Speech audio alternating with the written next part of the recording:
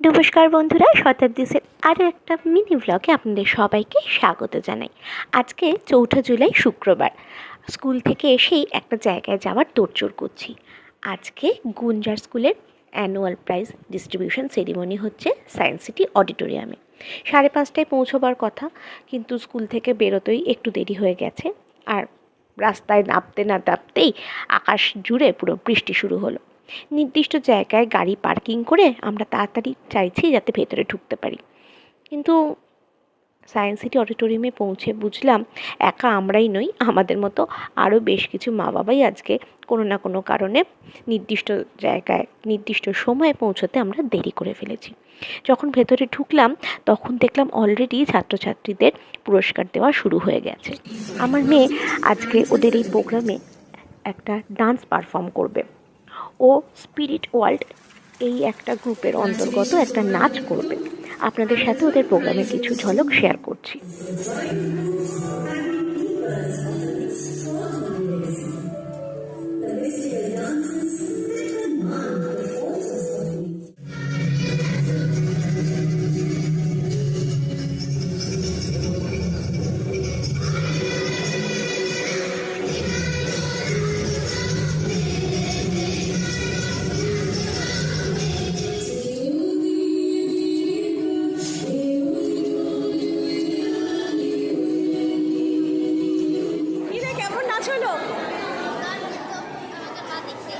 দেখি হাত দেখি।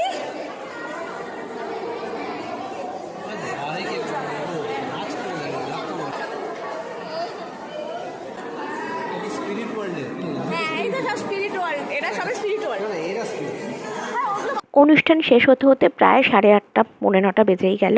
তারপর গুঞ্জাকে নিয়ে একটা রেস্টুরেন্টে আমরা খেতে চলে আসলাম। হ্যালো, এখন আমরা খেতে যাচ্ছি। আমরা এখন বিগ বসে আছি আমার নাচের পরে।